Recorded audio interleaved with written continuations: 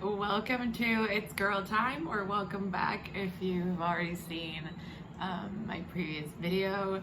Thank you for being here, and before I forget, like and subscribe to my channel for further content.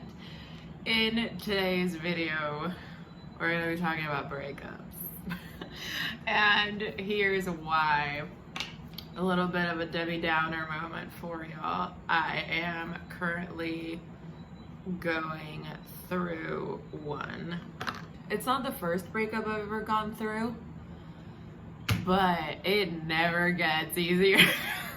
I mean, breakups are always hard. They're always sad, you know? And like, I was the one that broke it off with him in this case, because I do have to say, and this is a good thing, I'm gonna toot my own horn right now, I 100% am, like, I'm the type of person that I know what I want, I know what I like, and I know myself, and I know the things that I need and the things that I don't need.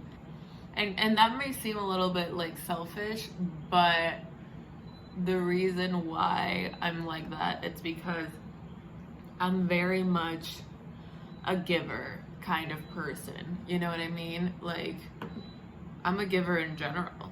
And if I know that I'm gonna give you 100% of me, then I'm gonna want 100% of you back. You know what I mean? And I mean, I feel like everything in life, relationships are very personal because everyone is so different, you know? I feel like every relationship is just a learning experience, and I feel like the attitude that I've grown to have towards relationships is just like, learn, you know, like what you can, like learn from the experience so that next time, like, you apply what you learned this time. You know what I mean? I feel like this, like, moment in time, it reminds me a lot of that quote from Sex and the City of, like, it said something like, but like, if we're over, like, where does the love go? And that has never been truer, because, you know, when you love someone and then you, like, break up, literally it's like, what do I do with this, like, surplus of emotions that were for this person that's, like, no longer there? You kind of have to go through a process of, like, falling back in love with yourself. And what I've kind of, like, tried to do since the breakup is to kind of, like, allocate the excess love that I had for this, like, other person towards myself.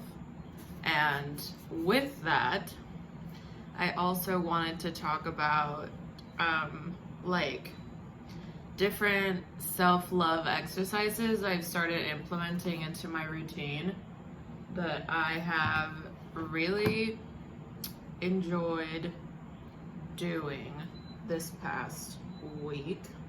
The first, like, self-love exercise that I saw, this one was 100% from TikTok.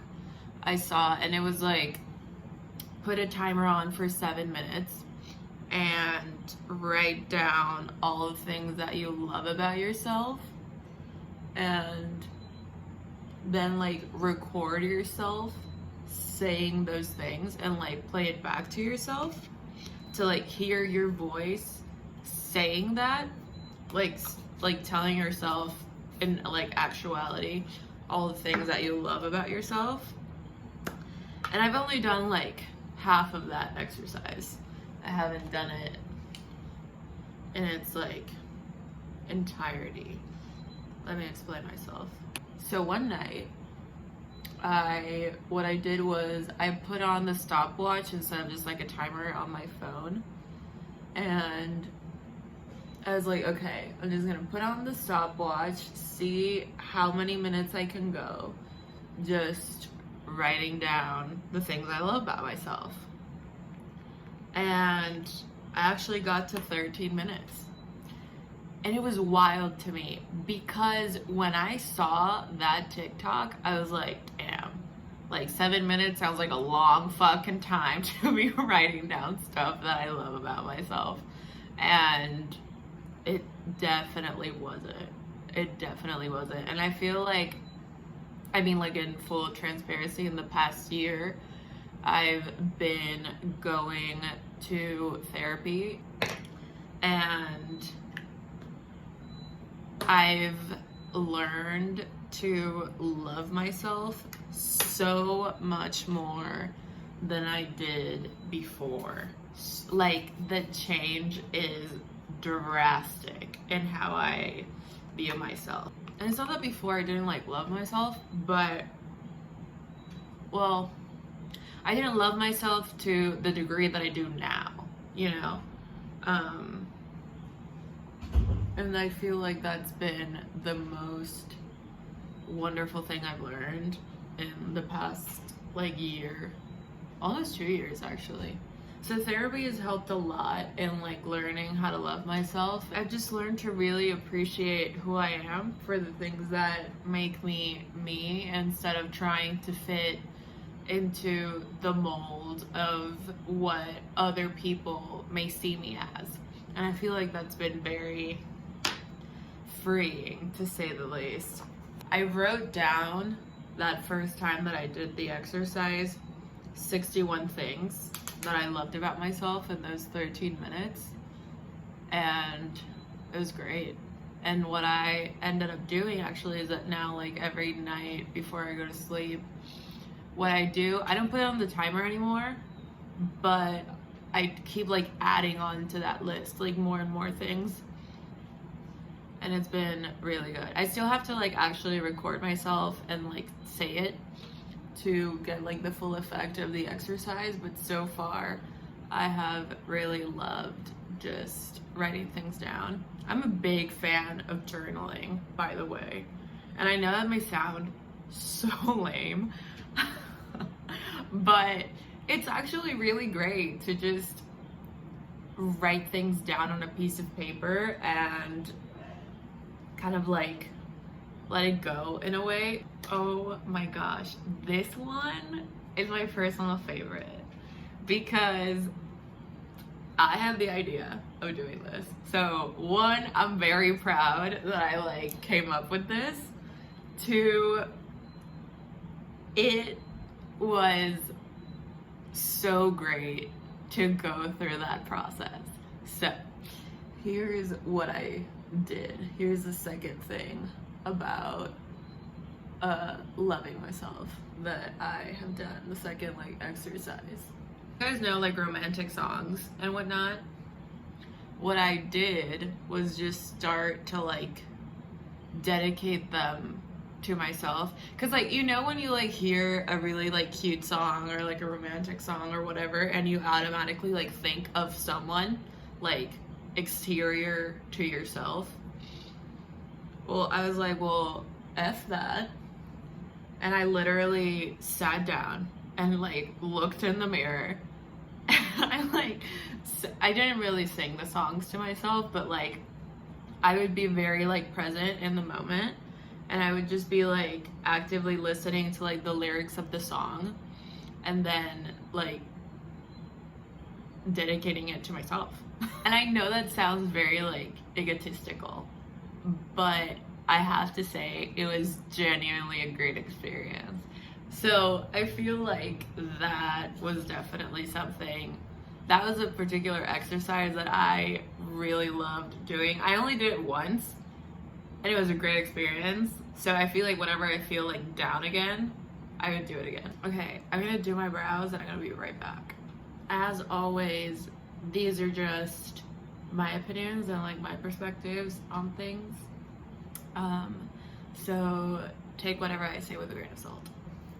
The next thing that I learned was to just give yourself a break. Here's why. I feel like sometimes we push ourselves to do things so much. Like this morning, perfect example. I woke up at like 6 a.m. and like mentally I wanted to go to the gym, but physically there was no force of nature that could make me get out of bed. Absolutely none. And instead of just like pushing myself, I was like, you know what? You don't want to go? Don't go. It's fine. You can try to go later today. You can go tomorrow. You know, like, you're not gonna die if you don't push yourself to do this one thing. And I feel like, to me, like, not pushing myself to do things was something I needed to learn how to do. I used to be really hard on myself, and in many ways I still am, but I feel like I'm in the process of learning just to not push myself over my limits, you know, like there's always time to do things later if that's what I want, you know, and just give myself the time and the space to feel whatever I want to feel, do whatever I want to do, but not force myself to do something just because I feel like it would be the right thing to do, or just because I have the time to do it. Also, and that goes for like emotions too, like if you're sad, be sad. Don't try to be like all chipper and peppy and yay life when all you want to do is cry. You know what I mean? I hate that. Personally, that is my least favorite activity to do. Pretend like you're doing great when you're not. Oof, sucks. Like, piggybacking off of that comment, you know, letting yourself feel whatever you feel is so okay. You know? Like, you don't have to be happy. You don't have to pretend to be happy. Like, don't be mean to other people just because you feel this way, because it's not their problem, it's your problem. More than anything, don't suppress it, because that's where the problem comes in. Kind of want to leave my makeup look there. I like the simple. I'm digging the simple vibe today. Okay, I'm gonna pop on mascara and then we'll close out the topic. So the last like self-love exercise that I've done is literally to learn to believe in yourself. And this one, although it sounds really easy, it's literally been the hardest thing for me to do. Not because I don't believe in myself, but it's like I believe in myself, or like I used to believe in myself at like 50% capacity. You know what I mean? I didn't actually believe in myself 100%. And that is something I've had to learn, that it has not been easy. Because for me, it's like, well, I don't want to be egotistical, you know, or like boastful, like look at me and look at like everything that I am, haha. Like, no, I hate being like that.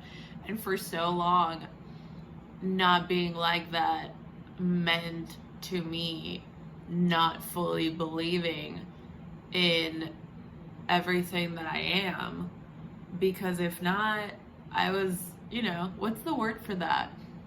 Whatever, I forgot the word for it, but you know, I was like selfish and conceited. That's a good word. And now I've learned that there's a line between being like conceited and like full of yourself and believing in everything that you are, and not needing like validation from other people to tell you that, you know. That's another hard one I had to learn, to like in order to like fully love myself, learn to not need like external validation, you know, and just believe for yourself all of those things that make you who you are. Anyway, I hope you guys enjoyed getting ready with me and this talk about breakups and self-love. And subscribe, and I hope you guys come back. Bye.